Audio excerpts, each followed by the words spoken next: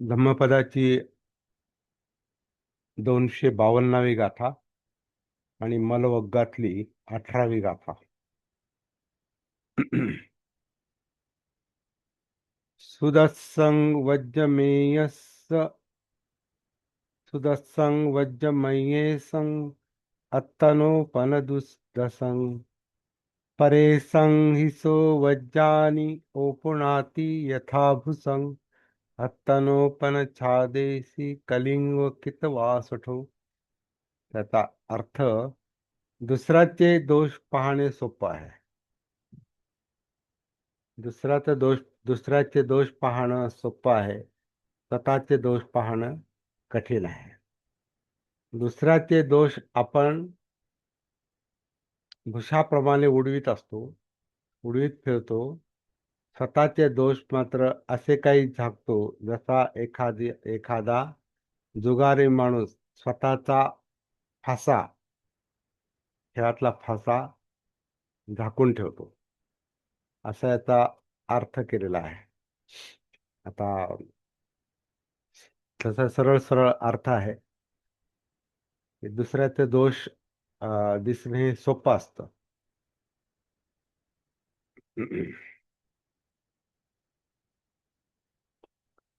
स्वतःचे दोष आणि दुसऱ्याचे दोष याच्यात काय फरक आहे? म्हणजे दुसऱ्याचे दोष पाहणं मुळातच सोपं असतंय, कारण ते दिसतात, समोर दिसतात, जाणवतात. ते समोरच्याकडून व्यक्त पण होतात आणि ते आपल्याला दिसतात, आपल्याला जाणवतात. पाहणारे आपले डोळे असतात आणि ते व्यक्त आहेत, बाहेर, उंबऱ्याच्या बाहेरच्या गोष्टी या व्यक्त असतात. आणि उंबऱ्याच्या आतल्या गोष्टी या पाहायला हे बाहेरचे डोळे काम नाही करत. बाहेरच्या डोळ्यांना बाहेरचे विषय असतात, उंबऱ्याच्या बाहेरचे विषय असतात आणि ते दिसतात. त्याच्यात कोणाच्या काही चुका असतील, दोष असतील, ते आपल्याला पटकन दिसतात. याचा अर्थ असा आहे की बाहेरचं पाहणं आणि आतलं पाहणं, स्वतःकडे पाहणं आणि इतरांकडे पाहणं, याच्यामध्ये फरक आहे.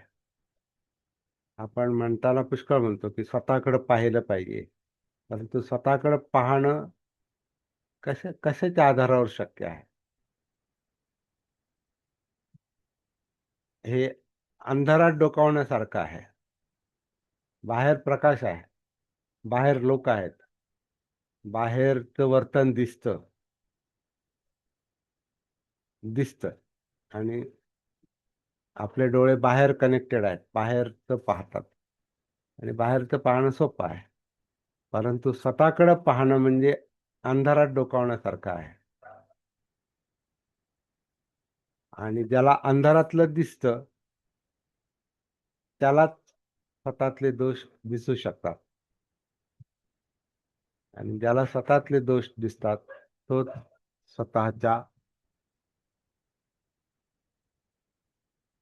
चित्ताचं, स्वतःच्या मनाचं, स्वतःच्या वर्तनाचं शुद्धीकरण किंवा परिवर्तन करू शकतो.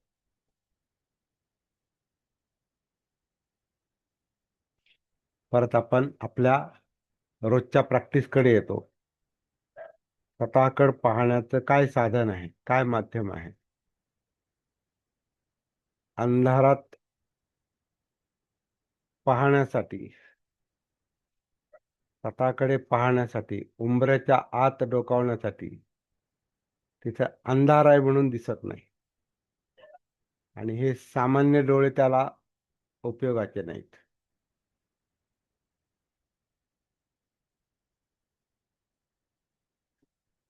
त्याला आतले डोळे पाहिजेत, त्याला अंतर्दृष्टी असं म्हटलेलं. आतलं दिसतं, अंतर्दृष्टी. आणि अंतर्दृष्टीला सुद्धा पुरेसा आतमध्ये प्रकाश पाहिजे. आतमध्ये प्रकाश असला तरच अंतर्दृष्टीला ते दिसू शकतं, किंवा जेवढा आतमध्ये प्रकाश आहे तेवढीच अंतर्दृष्टी निर्माण होऊ शकते. जेवढं दिसतं तेवढीच अंतर्दृष्टी. संपूर्ण दिसत असेल तर मग ती अंतर्दृष्टीची परिपूर्णता म्हणू शकतो आपण. परंतु संतुलित दृष्टी जी आहे, योग्य अयोग्य पाहतोय आणि समजतंय, ते योग्य आणि अयोग्य ते दोन्ही ज्याला दिसतं ती सम्यक दृष्टी. कधी कधी दिसतंय आपलं चांगलं वाईट दिसतंय, परंतु त्याचं अं, चांगल्या वाईटाचा बोध होत नाही, त्याची समज येत नाही. मग आपण कधी कधी आपल्यातलं वाईट आपल्याला दिसतं, जाणवतं, आणि चुकीचं आहे हे पण कळतंय, चांगलं काय हे पण कळतंय, परंतु त्याच्यातून वाईटातून बाहेर पडायचं आणि चांगलं करायचं हे कौशल्य माहिती नाही. म्हणजे पापस्य अकरणं आणि कुशलस्य उपसंपदा, म्हणजे वाईट न करणं आणि वाईट न करण्याचं कौशल्य संपादन करणं. न करण्याचा संकल्प करणं आणि न करण्याचं कौशल्य संपादन करणं, ह्या दोन वेगळ्या गोष्टी आहेत. आणि कौशल्य संपादन करायला आतलं भान पाहिजे, अंधारातलं भान पाहिजे.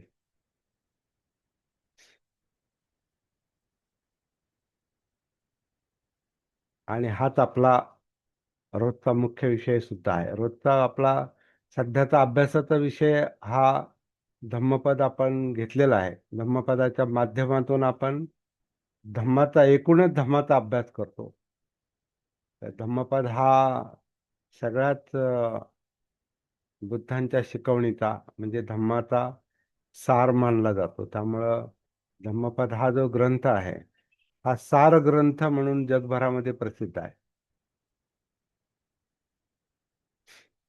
असं म्हटलं जातं की बौद्ध धर्माची आपल्याला किती माहिती आहे, किती माहिती नाही, किती सूत्र माहिती आहेत, किती माहिती नाहीत, इतिहास माहिती आहे की नाही, तत्वज्ञान माहिती आहे की नाही, परंपरा माहिती आहेत की नाहीत, त्यानं फारसा फरक पडत नाही. परंतु आपल्याला किमान धम्मपद माहिती पाहिजे. हा एकच ग्रंथ असा आहे सगळ्या त्रिपिटकामधला, तो सगळ्या बुद्ध धम्माचा सार सांगतो, तात्विक सार, तत्वांचा सार सांगतो. परंतु प्रॅक्टिकल गोष्टी ज्या आहेत त्या मात्र आणखीन ॲडव्हान्स आहेत, पुढच्या आहेत. धम्मपदामुळे धम्म कळू शकतो, पण धम्म आचरण जे आहे ते जे प्रॅक्टिकल आहे ते स्वतःमध्ये उतरूनच ते कळतं. जसं आता ही गोष्ट आहे की दुसऱ्याचे दोष दिसणं आणि स्वतःचे दोष पाहणं. आणि पुन्हा असंही म्हटलेलं आहे की जरी स्वतःतले दोष दिसले तरी इतरांचे दोष, जसा माणूस फार काय म्हणतो आपण त्याला, अगदी चवीनं चघळतो, परत परत सांगतो. इथे त्यांनी उपमा दिली, अगदी भुशासारखा उडवतो त्याला, म्हणजे लोकांमध्ये आणतो सतत. दुसऱ्यांचे दोष जास्त सहज सांगतो, ते सोपं असतंय. पण स्वतःचे दोष मात्र झाकून ठेवतो, आणि त्याच्यातही कलिंग कितवो सठा, म्हणजे सठ म्हणजे शठ माणूस, म्हणजे धूर्त माणूस, फसवणारा माणूस, तो तिथे दोष कौशल्याने झाकून ठेवायचा प्रयत्न करतो. जसा एखादा पटाईत जुगारी माणूस आपले स्वतःचे फासे किंवा काय म्हणतात ना ते, स्वतःचे पत्ते उघड करत नाहीत किंवा स्वतःच अपयश तो झाकून ठेवतो. तो शरण जातो, पण काय काय चुकलं ते सांगत नाही. तसं स्वतःच्या चुका, आता हे जुगारीतलं मला जास्त माहिती नाही. कोणाचे अनुभव असतील, कधी तुम्ही खेळला असाल, तर अनुभवाची काही गोष्टी सांगू शकता तुम्ही नंतर. परंतु जुगारामध्ये झागडाल केली जाते स्वतःच्या चुकांची, अवगुणांची झागडाल केली जाते. हे व्यवहारात पण होतं की माणूस आपला स्वतःच्या चुका हा पटकन सांगत नाही, उघड करत नाही. उलट आपण किती चांगले आहोत हे भासवण्याचा प्रयत्न करतो, म्हणजे स्वतःला लपवतो. तर ते स्वतःला का लपवतो? तर ते लपवण्याचे दुष्परिणाम त्याच्या लक्षात येत नाहीत. झागडालीचे दुष्परिणाम लक्षात येत नाही. स्वतःच्या चुकांकडे दुर्लक्ष करण्याचे दुष्परिणाम लक्षात येत नाहीत आणि म्हणून ती अगदी धूर्तपणे, चाणाक्षपणे तो झागडाल करतो, असं म्हटलेलं आहे. आणि दुसऱ्यांचे जे दोष आहेत तो अगदी ओपनली सांगतो आणि पुन्हा पुन्हा सांगतो. आणि परत ते म्हटलेलं आहे की ते सोपंच आहे. ते काम सोपं आहे. दुसऱ्याचे दोष दिसणं आणि उधळणं हे सोपं असतं. स्वतःचे दोष दिसणं, स्वीकारणं आणि प्रसंगी कबूल करणं किंवा सांगणं हे अवघड असतं. मुळात दिसणंच अवघड असतं. कारण अंतर्दृष्टी हा अवघड प्रकार आहे. इनसाइट, आतलं दिसणं हे मुळातच अवघड आहे. कारण ते दिसण्यासाठी जे कौशल्य पाहिजे ते जागृतीनं, सतीनं, भानावर येऊनच ते शक्य असतं. म्हणून स्वतःमध्ये उतरायला सांगितलेलं आहे. आणि स्वतःमध्ये उतरण्यासाठी जी गोष्ट आपण रोजच तिच्यावर आपण जवळपास चर्चा करतो आणि ते आपण कधीच म्हणजे विसरायची नाही आणि ते विसरून जमायचंच नाही. त्याच्याशिवाय धम्माचा आपल्याला काहीच फायदा होऊ शकणार नाही. नाहीतर नुसतं ज्ञान मिळेल, परंतु व्यवहारात आपल्या जीवनातले प्रश्न सोडवण्याचं काम आपल्याला करताच येणार नाही. कारण हे दोष, स्वतःतले दोष काढणं म्हणजेच पापचं अकरणंग आहे. आपल्यातलं वाईट हे जाणून, ओळखून,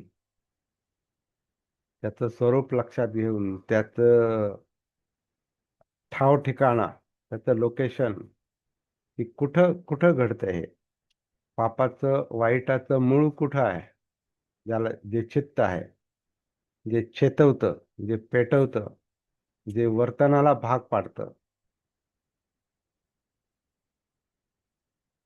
ते कुठं आहे? त्याचं लोकेशन, त्याची जागा, त्याचा ठाव ठिकाणा, चित्ताचा ठाव ठिकाणा म्हणजे भावनांचा ठाव ठिकाणा, विचारांचा ठाव ठिकाणा, त्याचं स्वरूप, त्याचं कार्य, त्यातला कार्यकारण भाव, प्रतीत्य समुत्पाद, हे सगळं दिसलं पाहिजे. आणि दिसण्यासाठी त्याच्यात डोकावलं पाहिजे. जसं आपण बाहेर पाहतो, जे सोपं काम आहे तिथं काहीच करायची गरज नाही. हे आत पाहण्याचं काम मात्र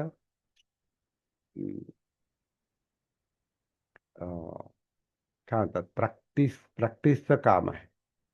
इच्छा, प्रॅक्टिस आणि सगळ्यात महत्वाची गोष्ट म्हणजे तिथे आधी समज, शहाणपणा आवश्यक आहे. प्रज्ञा आवश्यक आहे. ही समज आली तरच पुढचं काम होतं. नाहीतर आणि समज येण्यासाठीच आपल्याला पुन्हा पुन्हा पुन्हा पुन्हा आपल्याला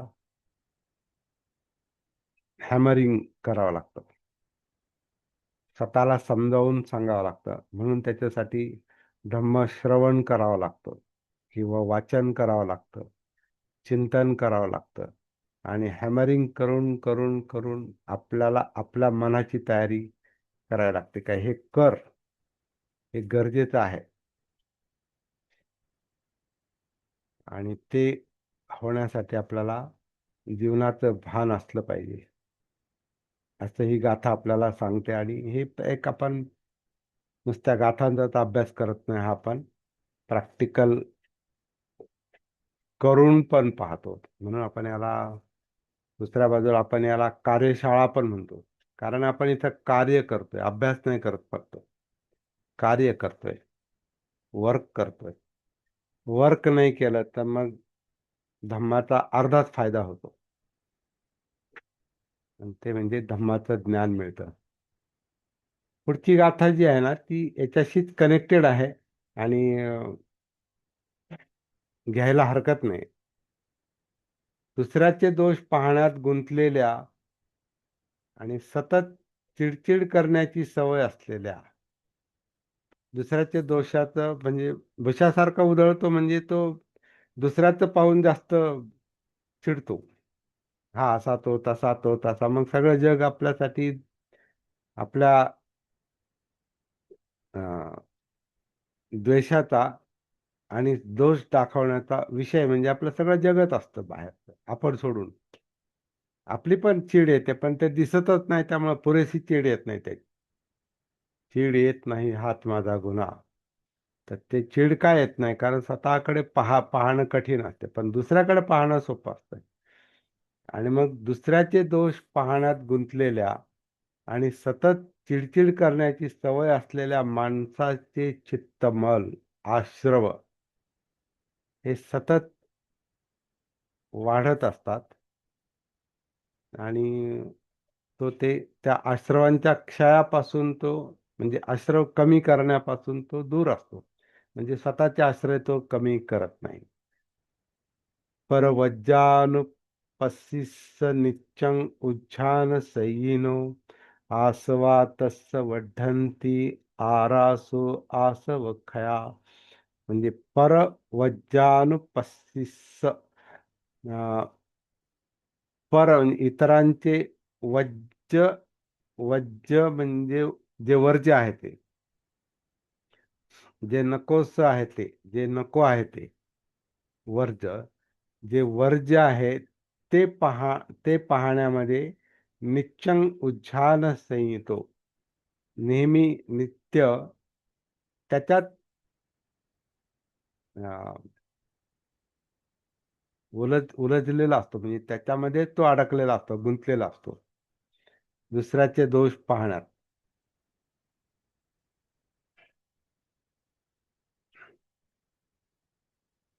तर आसवा तस्य वढन्ति.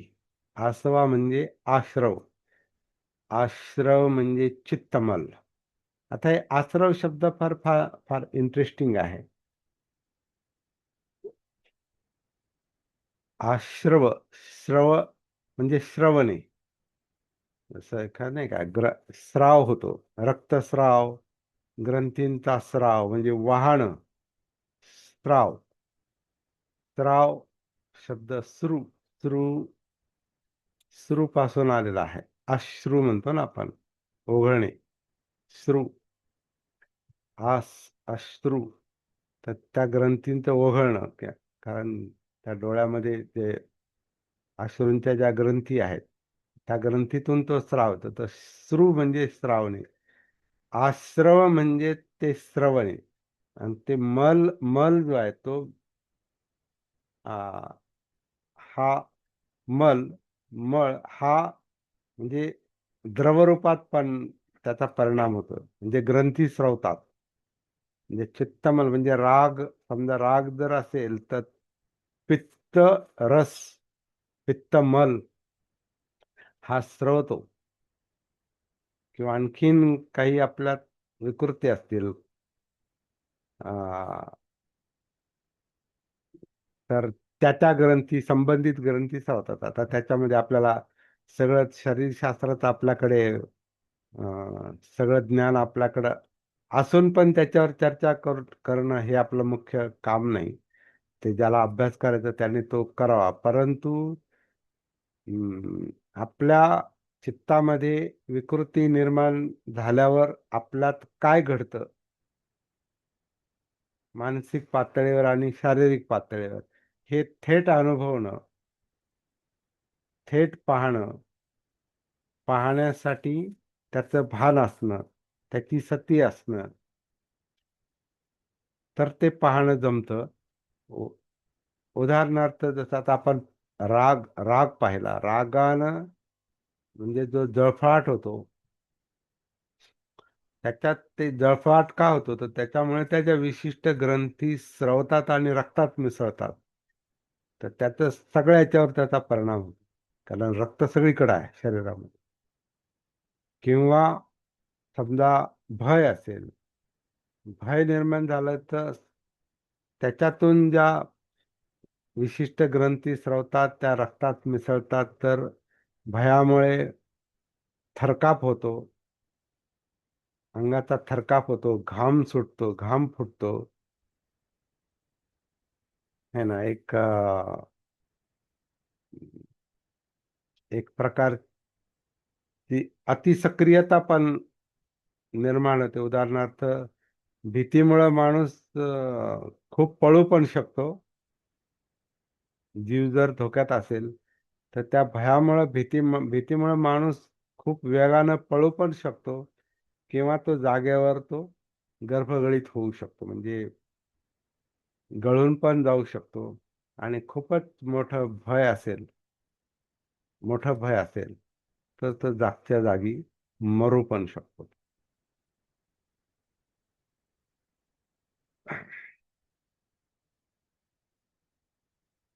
म्हणजे आता समजा काही उदाहरणं अशी सांगितली जातात की साप चावला ना, तर सापाच्या त्या म्हणजे विषारी साप जर चावला तर त्या विषाने मरण्याच्या अगोदर आपण मरणार या भयानं तो आधीच मरून जातो,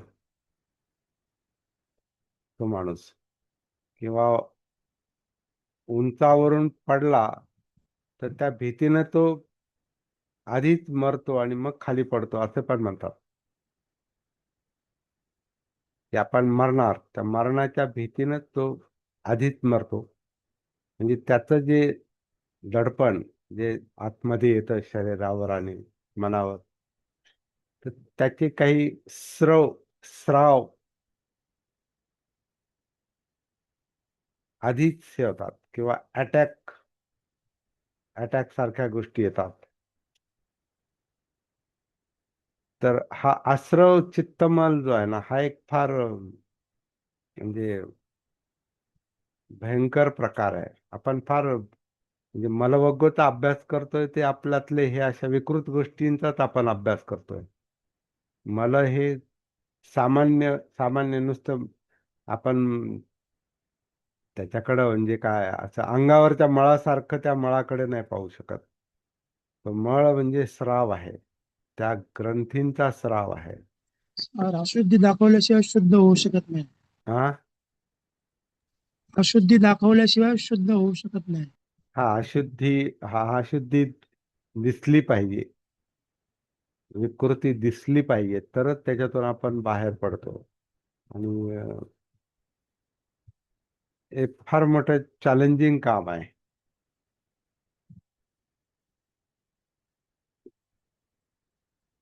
तर जेवढा इंटरेस्ट आपण दुसऱ्याचे दोष पाहण्यात घेतो आणि दुसऱ्याचा कमीपणा शोधण्यामध्ये जेवढी आपली शक्ती जाते,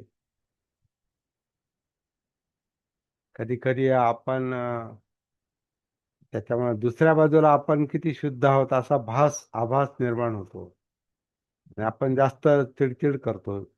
चुकणाऱ्या लोकांबद्दल आपण जास्त चिडचिड करतो, राग व्यक्त करतो, आणि स्वतःच मात्र तेवढं भान नसतंय. त्याची आपल्याला चीड येत नाही, ते दिसत नाही. कुसळ मुसळ आपण म्हणतो ना, दुसऱ्याची मुसळ पटकन दिसतात, स्वतःतल्या डोळ्यातलं कुसळ दिसत नाही. तर ते स्वतःतले दोष लवकर दिसत नाही, पण इतरांचे दोष दाखवण्यात मात्र बऱ्याचदा आपण व्यस्त असतो, गुंतलेले असतो आणि त्याच्यात चिडचिड करतो, परंतु स्वतःतल्या चित्तमळ किती वाढतात त्याच्यामुळे. हा एक आणखीन आणखीन म्हणजे ऍडिशनल भाग आहे. अधिक एक दुसरा भाग त्याच्यात असा आहे की दुसऱ्याचे दोष दाखवण्याची सवय असणाऱ्याला नेहमी दुसऱ्यातच बघायचं, दुसऱ्याचे दोष बघायचे. हा मानवी स्वभाव आहे. हा मानवी स्वभाव आहे आणि हा आपलं अविद्येतला आपलं स्वभाव आहे. आपलं ठेवायचं झाकून, दुसऱ्याचं पाहायचं पाहायचं वाकून. वाकून. हा जो झाकून म्हणजे ते झाकलेलंच आहे, ठेवायचं नाही, ते झाकलेलंच आहे. कारण ते हाडामासात दडलेलं आहे, ते मनात दडलंय, चित्तात दडलेलं आहे आणि ते वाकून पण पाहता येत नाही. म्हणजे ते पाहताच येत नाही, कारण ते निसर्गतःच झाकलेलं आहे. निसर्गता अविद्येमुळे, अज्ञानामुळे.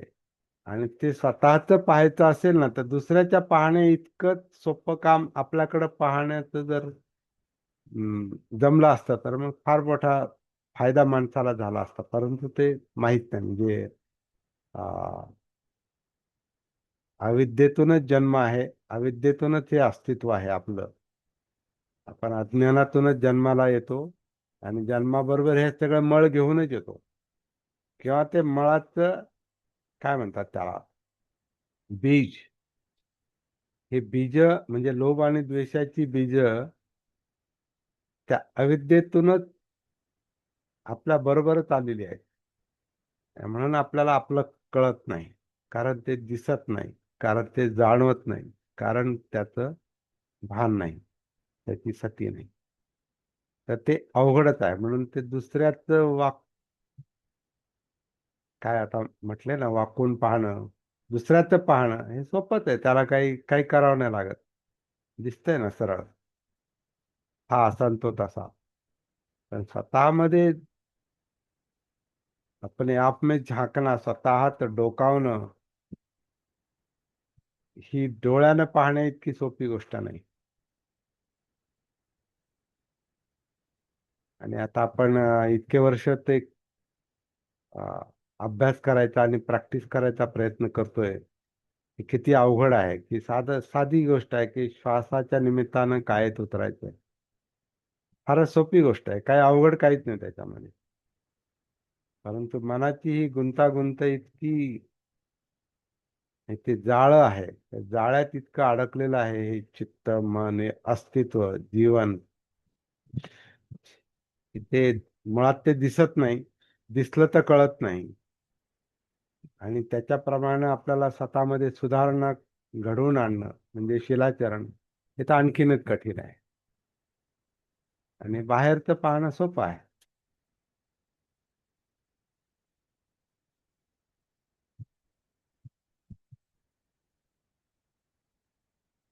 आणि जेवढं जास्त पाहतो बाहेर, तेवढे स्वतःतले पण चित्तमल वाढतात असं म्हटलेलं आहे.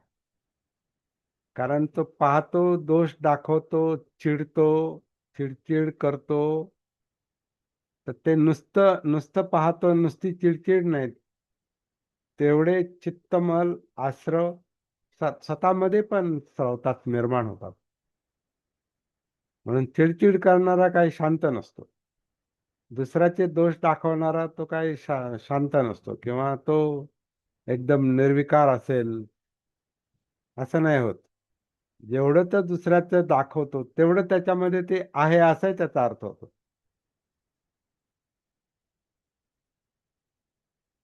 असा पण त्याचा अर्थ होतो की तो फक्त दुसऱ्याचे दोष दाखवतो, कारण याच्यामध्ये ते दोष आहेत आणि नाही बा, मी तसा नाही, असं ते स्वतःला किंवा इतरांना तो आभास आणि धूर्तपणानं आभास निर्माण करतो. आणि स्वतःला वाचवतो, स्वतः लपतो आणि दुसऱ्याचं उघड करतो. तर ह्या गोष्टी आपल्याला व्यवहारात सगळीकडे दिसतात.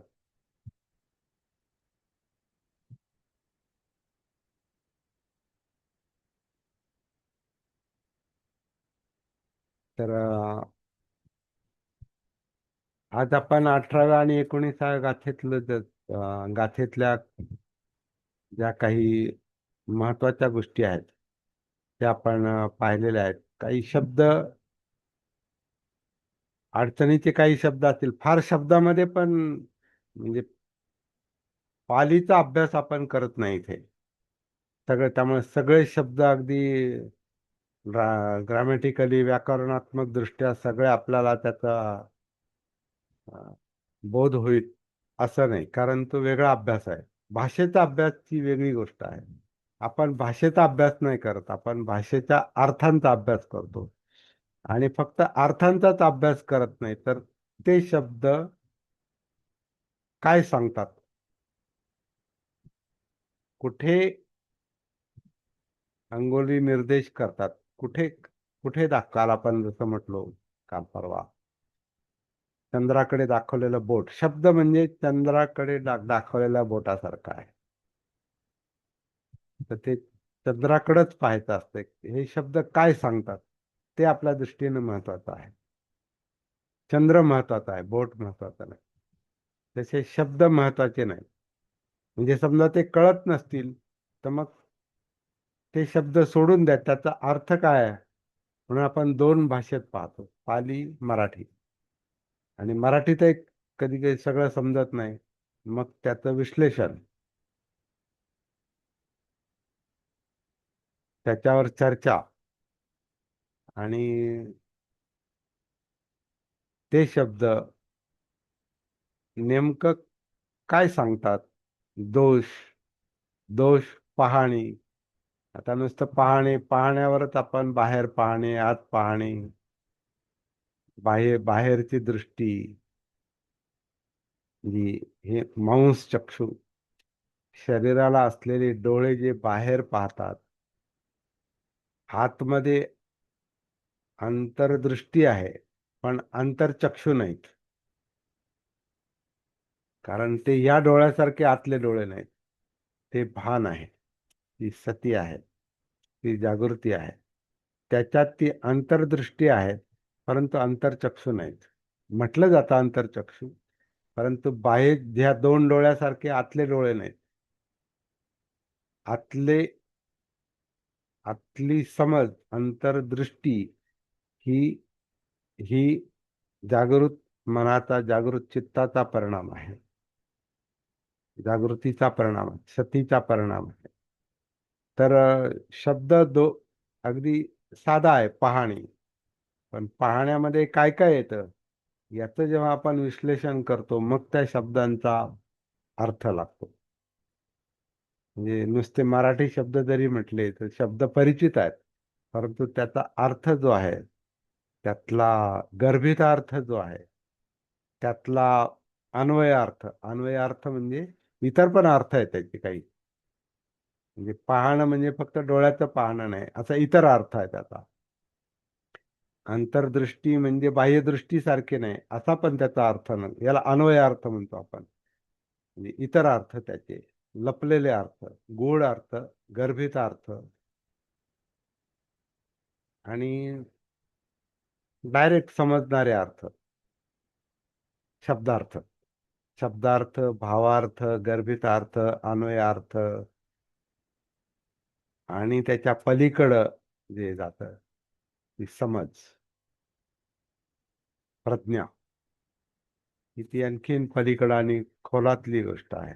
आणि या गोष्टी दाखवता येत नाहीत. जसं हे दोष, दोष आपल्याला दिसतात, दाखवता येतात, सांगता येतात, हा असा, तो तसा, तो असा. पण मी काय, माझ्यात काय, मी कसा आहे, माझा स्वभाव कसा आहे, मला राग काय येतो, मला चीड काय येते, माझ्यात चांगल्या भावना आहेत म्हणजे काय आहेत, वाईट म्हणजे काय आहे, माझं चित्त कसं आहे, माझी विचार प्रक्रिया, मनोधम्म कसं काम करतात, हे काही दिसत नाही म्हणजे जाणवत. तर हे अवघड असतं. तर शब्दामध्ये जास्त अडकण्यापेक्षा आपण खोलातले अर्थ, अंतरंगातले अर्थ, अस्तित्वातले अर्थ, हे आपण शोधण्याचा प्रयत्न करतो. त्यामुळं शब्द थोडे आहेत पण त्याच्यात खूप मोठा सार साठवलेला आहे. आणि म्हणून हा धम्मपद महत्वाचा ग्रंथ त्याच्यासाठी आहे की त्याच्यामध्ये सार सांगितलं. आता काही शब्द बुद्धांनी असेच वापरले असतील असं नाही, परंतु अभ्यासासाठी चिंतनासाठी चांगले शब्द आहेत म्हणून आपण त्याच्यावर विचार करतो.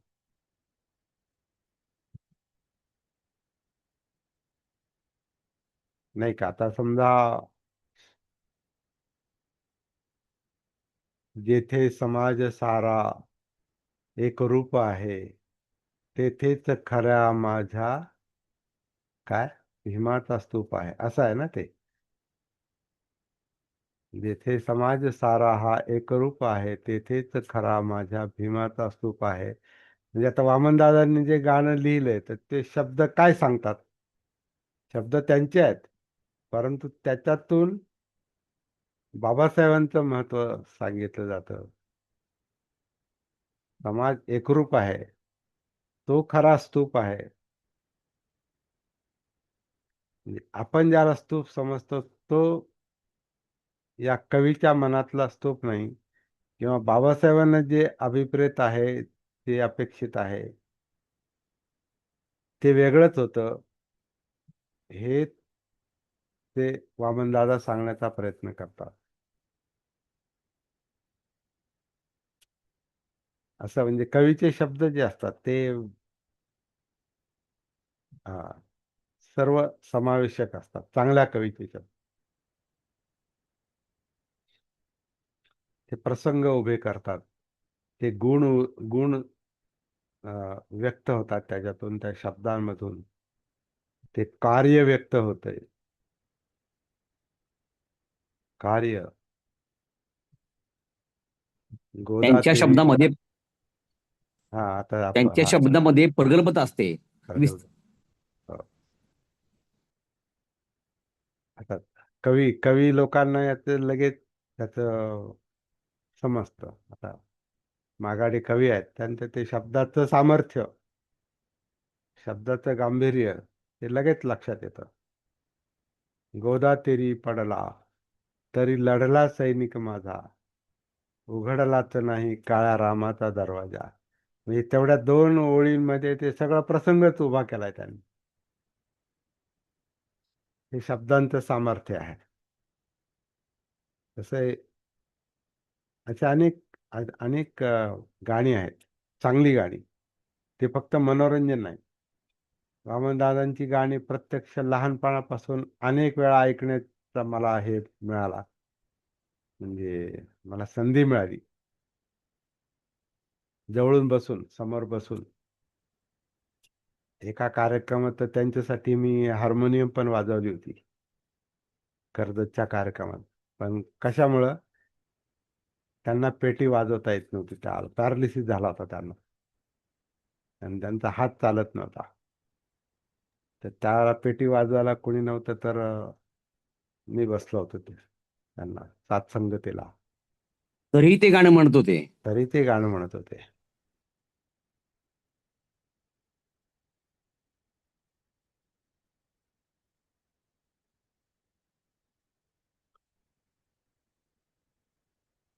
ज्याने प्रेमाने जिंकले जगा, वीर असा गौतम आहे.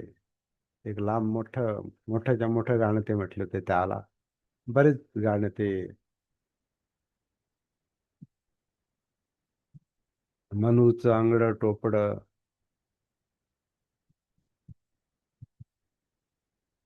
काय नाही, मनूचं अंगड टोपलं तो म्हणजे तुला घालताच यायचं नाही, काय नाही का ते गाणं आहे बघा, विसरलो ते गाणं.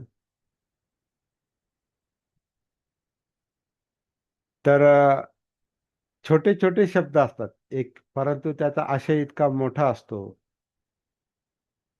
ते कवीलाच जमतं. जे न देखे रवी ते देखे कवी असं म्हणतात. जे सूर्याला दिसत नाही ते कवीला दिसतं. जे न देखे रवी ते देखे कवी. तर धम्मपद हे असंच आहे. त्याच्यामध्ये सार आहे, धम्माचा सार आहे.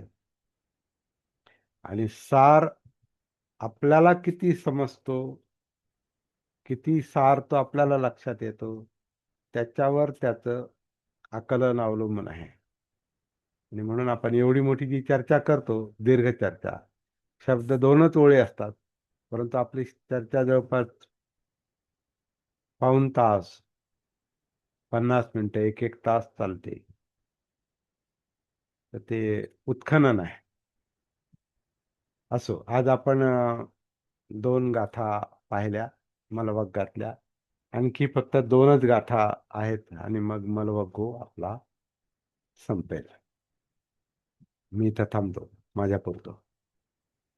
मग आता गाता सांगता सांगता आपण एक वामन कर्डक सांगता हे पण फार महत्वाचं आहे.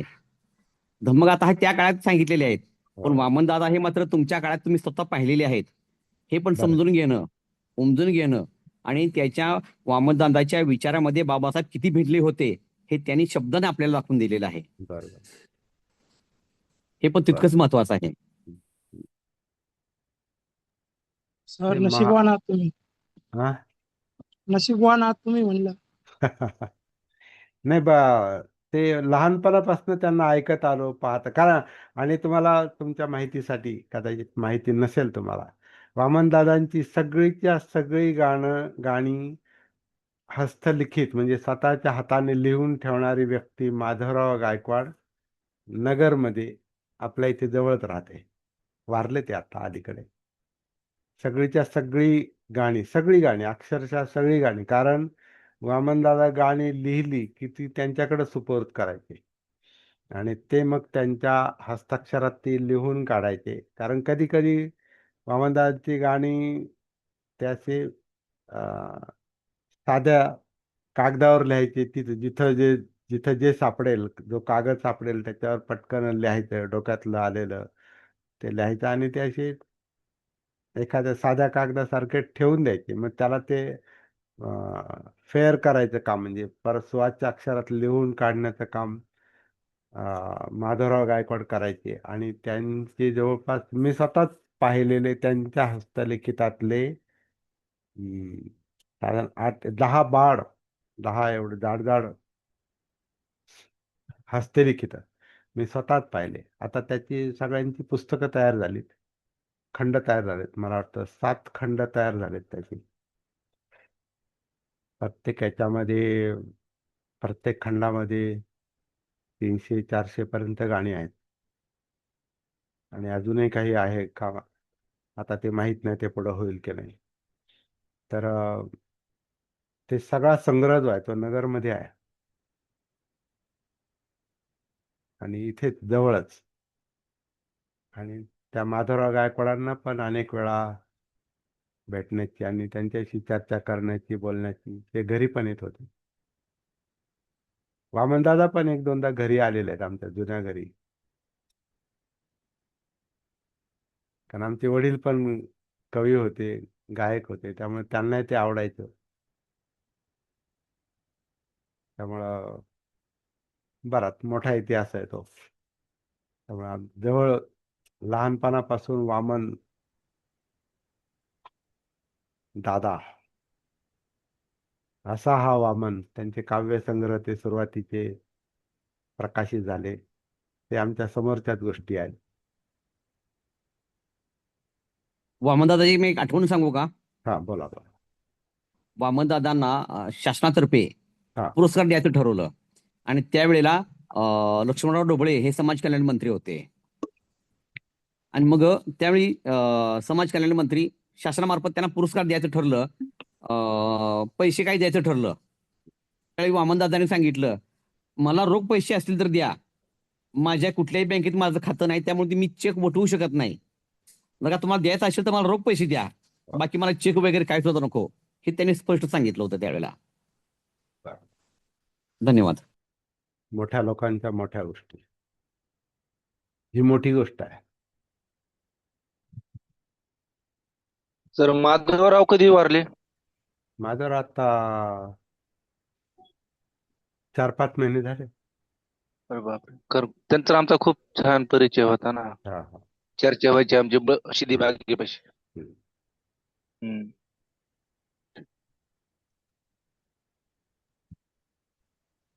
आत्ता बोललेलं परत बोला.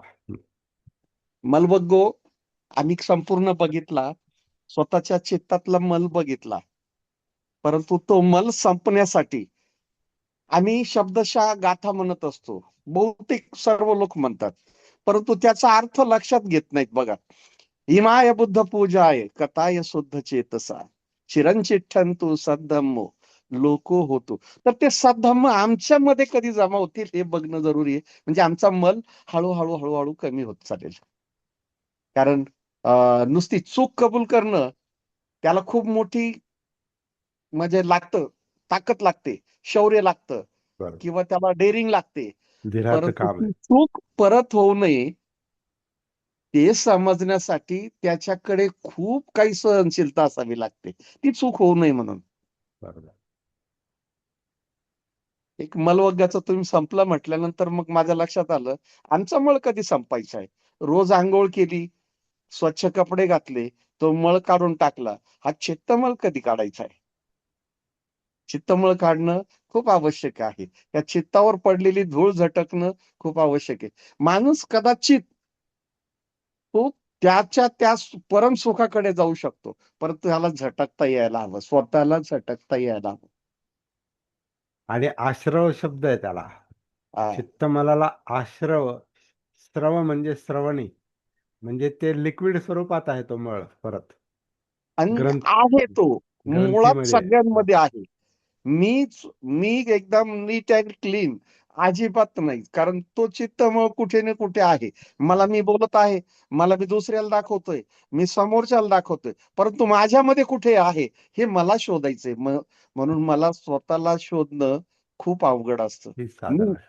ही साधन. मी स्वतःला सचित हेच कौशल्य संपादन करायचं काम आहे खरं म्हणजे. सचित्त पर्योदपना येतं सचित्त बुद्धान शासन.